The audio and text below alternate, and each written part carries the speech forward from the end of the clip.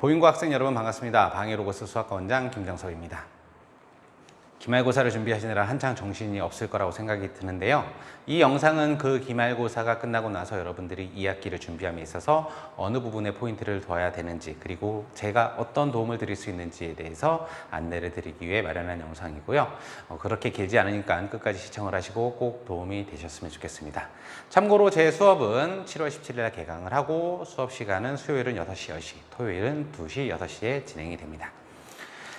제가 안내를 드릴 부분은 크게 4가지인데요. 첫 번째는 보인고 내신 특징, 그 다음에는 내신 대비 중점사항, 그 다음에 수업 안내, 그 다음에 학생 관리에 대해서입니다. 첫 번째 보인고 내신 특징은 중간고사를 바탕으로 좀 설명을 드리려고 합니다. 중간고사에 출제됐던 객관식 10번과 13번 문항입니다. 계산 과정이 좀 복잡하고 그렇긴 하지만 학교 프린트에 있었기 때문에 반복 학습을 하셨던 분들은 충분히 좋은 결과를 얻었을 거라고 생각이 들고요. 서술형 1번 문항도 마찬가지 그림의 모양이 뒤집어지긴 했지만 학교 프린트에 있는 내용이었습니다.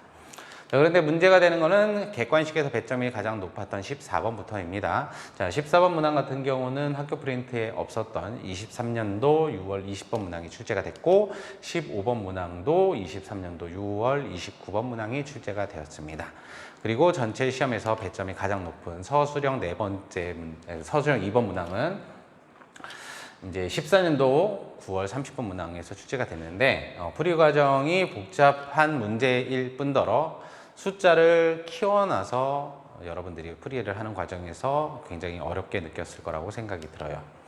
자, 이런 보인고 내신 특징은 총 3가지로 정리를 하실 수 있을 것 같습니다. 학평이나 부교재에 대한 높은 연계율을 갖고 있다. 그리고 변형이 이루어진다면 숫자가 굉장히 복잡하기 때문에 계산을 할 때 실수할 여력이 많다. 그리고 자체 제작 문제가 간혹 가다가 출제가 되는 경우가 있다라는 겁니다. 자, 그렇기 때문에 이런 특징을 갖고 있는 보인고 내신은 준비된 학생들이 잘 볼 수밖에 없습니다. 학평 문제도 많이 보시고 그 다음에 계산 과정도 빨리빨리 가져갈 수 있고 그 다음에 어려운 문제를 만났을 때 그것을 해결할 수 있는 능력도 키운 학생들이 좋은 시험을 잘 볼 수밖에 없는 시험이다 라고 말씀드릴 수 있을 것 같아요. 자, 그럼 이런 내신 특징을 갖고 있는 보인고에서 좋은 성적을 받기 위해서는 어떻게 공부를 해야 되느냐? 총 3가지로 말씀드릴 수 있을 것 같아요. 첫 번째는 이제 정확하고 유기적인 개념 학습이 좀 필요합니다. 여러분들은 인수분해면 인수분해, 2차 방정식이면 2차 방정식, 원의 방정식이면 원의 방정식 이렇게 따로 생각하는 경우가 굉장히 많은데 수학은 계통적인 학문입니다. 그러다 보니까 모든 것들이 연결되어 있는 부분이 생각보다 많아요. 그래서 여러분들이 문제를 보실 때 얘를 이렇게 생각하실 수도 있지 않을까라는 식의 공부를 많이 하셔야 하고 이런 개념은 저런 개념으로 바꿔서 생각해도 되지 않을까라는 것들도 여러분들이 평상시 공부하실 때 많이 훈련을 하셔야 됩니다. 그런데 이제 그런 것들이 뭐 쉽지는 않습니다. 그렇기 때문에 제가 수업 시간에 그런 부분을 노출을 많이 시켜드릴 거고요. 그 다음에 다양한 문제 해결 방법을 좀 고민을 하셔야 됩니다. 시험을 볼 때는 떠오르는 방법으로 풀이를 가져가는 게 맞지만 공부를 하실 때는 시간적 여유가 조금이라도 더 있기 때문에 단순히 문제를 풀어서 정답을 맞았다 틀렸다에 포인트를 맞추고 그 다음에 풀이 방법이 잘 생각이 안 난다고 해서 답지를 참고하는 게 아니라 어려운 문제를 어떻게 가져갈 것인가 이런 문제들에 대해서 주어진 조건들은 어떻게 해석을 할 수 있는가에 대해서 여러 가지 풀이 방법을 좀 고민하실 필요가 있고요. 마지막으로 고난도 학평 기출문제를 좀 많이 푸셔야 됩니다. 학평 문제들이라는 것은 아이디어가 비슷한 경우가 생각보다 많아요. 그렇기 때문에 그런 것들이 노출이 많이 될수록 학교 프린트에 있지 않은 문제가 출제가 되었을 때 여러분들이 시험에 당황하지 않고 자신의 실력을 발휘하실 수 있을 거예요. 이렇게 이 3가지를 통해서 여러분들이 효율적인 풀이 방법을 습득하고 깊이 있는 학습을 하신다면 2학기 때는 조금 더 좋은 결과를 얻으실 거라고 생각이 들어요.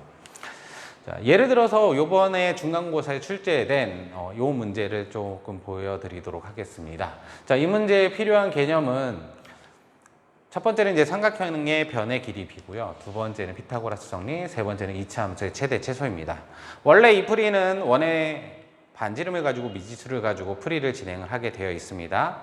그런데 지금 이 순서대로 풀이를 가져가신다면 풀이 과정이 좀 더 줄어들 겁니다. 그래서 이 문제를 보는 순간 여러분들이 고민을 먼저 하시는 거예요.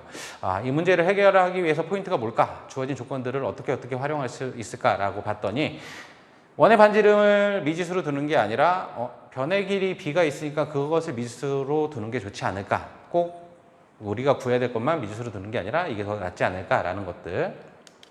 그 다음에 2차 함수 최대 최소는 도대체 어떤 특징을 갖고 있을까라는 겁니다. 이 부분이 좀 중요한데요. 여러분들이 2차 함수가 나오면 최대 최소를 찾기 위해서 항상 완전 제곱식으로 만들어 놓고서 답을 내는데 이 문제는 그렇게 풀이를 하면 굉장히 복잡해집니다. 자, 이 문제에 대한 자세한 풀이는 로고스 유튜브나 저희 방해 로고스 학원 유튜브 채널에 저희가 기출 분석 자료 올리면서 제가 풀이를 해놨습니다. 그래서 그것을 참고하시면 될 것 같아요. 자, 그 다음으로는 제 수업에 대한 좀 안내를 드리도록 하겠습니다. 제 수업의 특징은 단계적인 개념 설명을 하고요. 그 다음에 유사 변형 문제를 반복 학습하면서 여러분들의 실력을 키우게 됩니다. 첫 번째 교재 같은 경우는 겨울방학 때 사용하는 교재고요. 두 번째 교재가 이번에 여름방학 때 사용하게 될 교재입니다. 그 다음에 마지막 교재는 이제 내신 대비가 들어가게 될 때 사용되는 교재이고요. 세 개의 교재의 특징을 말씀드리자면 첫 번째 교재 같은 경우는 개념을 가지고 여러분들이 기본적인 문제들, 그 다음에 조금의 변형된 문제들을 학습하는 데 쓰일 거고요. 두 번째 교재 같은 경우는 여러 가지 복합적인 개념을 사용하면서 문제를 보는 시각을 키울 수 있는 교재다라고 생각을 하시면 되고, 세 번째 교재 같은 경우는 여러분들이 실제적으로 학교에서 기출된 문항들을 보면서 이 문제들이 이렇게까지 변형이 되고 이 문제들을 접근하는 풀이 방법은 이렇게 하는 게 좀 더 효율적이구나 라는 것을 학습하는 교재라고 생각을 하시면 될 것 같습니다.